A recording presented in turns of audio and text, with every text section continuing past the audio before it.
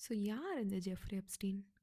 Jeffrey Epstein வந்து ஒரு American பில்லியனீர்ஸோட financier. Okay. அவன் வந்து வெளியில பார்க்கறதுக்கு private jet, private island and he is also a billionaire. Okay.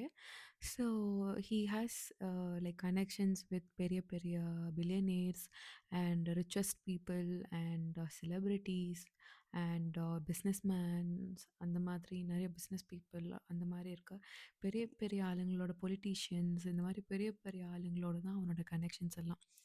அவனோட லைஃப் வந்து வெளியில ரொம்ப நல்லவ மாதிரியும், ரொம்ப ஒரு சூப்பரான ஒரு ஒரு பர்ஃபெக்ட்டான ஒரு பில்லியனியர் மாதிரியும் தான் வெளியில காமிச்சிட்டு இருந்திருக்கா. பட் உள்ள ரியாலிட்டியே வேற. அதாவது சின்ன குழந்தைங்கள வச்சு செக்ஸ் டிராஃபிக்கிங் அண்ட் சின்ன குழந்தைங்கள வச்சு செக்ஷுவல் அப்யூஸ், காசு குடுத்து, கிஃப்ட்ஸ் குடுத்து அந்த மாதிரி குழந்தைங்கள, பொண்ணுங்கள, சின்ன பொண்ணுங்கள, சின்ன குழந்தைங்களலாம் கஷ்டப்படுத்தி அண்ட் அவங்கள தப்பா அவங்கள யூஸ் பண்ணி, அதுவும் யாருக்காக இத யூஸ் பண்ணியிருக்கான்னா, அந்த பெரிய பெரிய ஆட்களுக்காக தான் இதெல்லாம் அவங்கள யூஸ் பண்ணியிருக்கான். அந்த சின்ன சின்ன குழந்தைங்க அண்ட் பொண்ணுங்க, சின்ன பொண்ணுங்க அந்த மாதிரி.